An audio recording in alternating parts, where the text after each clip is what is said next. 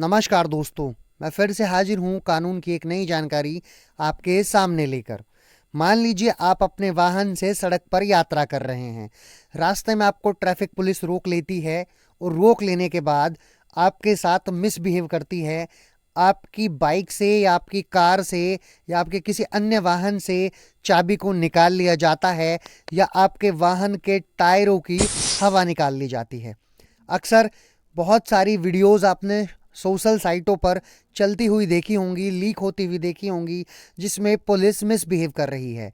तो आज हम इस वीडियो के माध्यम से आपको बताएंगे कि ऐसा मिसबिहेव होने पर आपको क्या करना चाहिए, क्या इस बारे में कोर्ट के दिशा निर्देश हैं और क्या आपके राइट्स हैं, क्या आपके अधिकार हैं। भारत की जनसंख्या बढ़ने के साथ साथ वाहनों की संख्या भी लगातार बढ़ रही है और वाहन जब ट्रैफिक रूल्स तोड़ते हैं तो उनका ट्रैफिक पुलिस के द्वारा चालान कर दिया जाता है।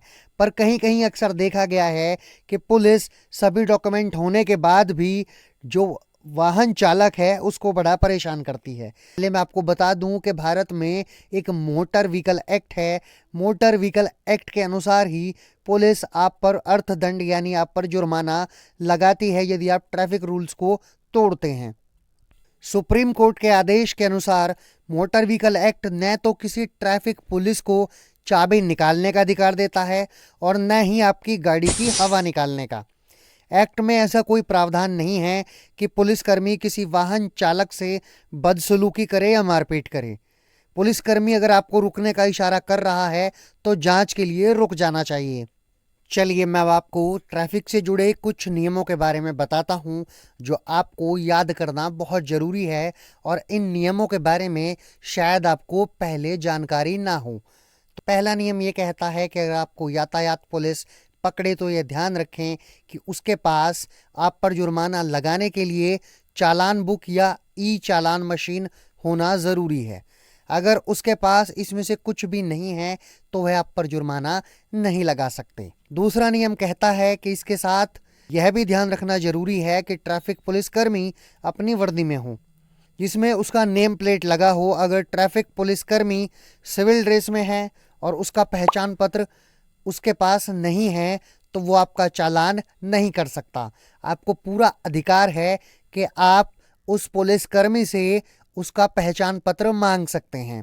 यदि पुलिसकर्मी पहचान पत्र दिखाने में नाकामयाब होता है तो उसे कोई अधिकार नहीं होगा आपके चालान को काटने का। तीसरा नियम कहता है कि एक ट्रैफिक पुलिस हेड कांस्टेबल केवल 100 रुपये तक का ही जुर्माना आप पर लगा सकता है। यदि इससे ऊपर का कोई जुर्माना आपके ऊपर लगाया जाता है तो उसे केवल ट्रैफिक पुलिस का एएसआई या एसआई ही आपके ऊपर लगा सकता है।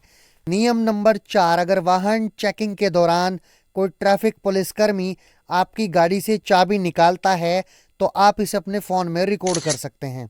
इसके साथ ही उसके आधार पर निकटतम पुलिस स्टेशन में जाकर ट्रैफिक पुलिसकर्मी के खिलाफ शिकायत दर्ज करवा सकते हैं।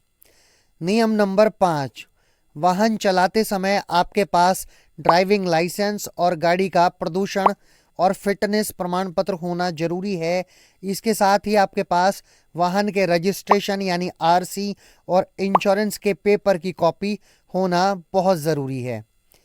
नियम नंबर 6, इसके अलावा अगर वाहन चेकिंग के दौरान ट्रैफिक पुलिस का कोई पुलिसकर्मी आपके साथ दुर्व्यवहार करता है तो आप उसकी शिकायत किसी वरिष्ठ ट्रैफिक पुलिस अधिकारी से कर सकते हैं जिसके आधार पर उस ट्रैफिक पुलिसकर्मी के खिलाफ शिकायत होने के बाद कार्रवाई हो जाएगी।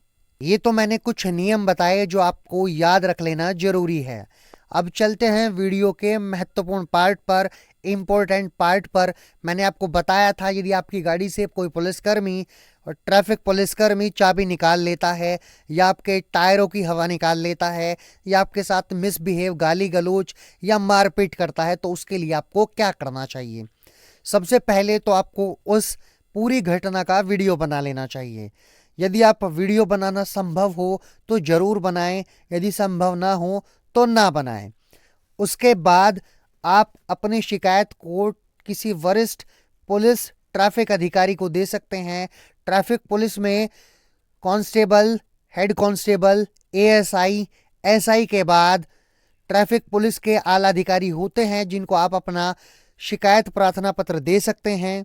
उसके साथ ही यदि वहां से कोई कार्यवाही नहीं होती है तो आप वरिष्ठ पुलिस अधीक्षक को अपना प्रार्थना पत्र दे सकते हैं। यदि आपने वीडियो को शूट कर लिया है तो ऐसे वीडियो को वायरल कर सकते हैं या उसके आधार पर आप उच्च अधिकारियों को, आला अधिकारियों को पूरे मामले को बता सकते हैं। यदि यहाँ से भी आपकी कोई कार्यवाही नहीं होती है, आपके प्रार्थना पत्र पर कोई कार्यवाही नहीं होती है, तो आप मुख्यमंत्री को उनके पोर्टल पर या रजिस्टर्ड डाक से या किसी भी माध्यम से मुख्यमंत्री को इस मामले से अवगत करा सकते हैं और कार्यवाही करवा सकते हैं उस ट्रैफिक पुलिस कर्मी के खिलाफ जिसने आपके साथ दुर्व्यवहार किया है। मैंने प्रयास किया है कि वीडियो में आपको सारी जानकारी दूं। यदि इसके बाद भी कोई जानकारी मुझसे छूट जाती है तो आप कमेंट बॉक्स में मुझसे पूछ सकते हैं। मैं प्रयास करूंगा कि कमेंट बॉक्स में आपके हर एक सवाल का उत्तर दे सकूं।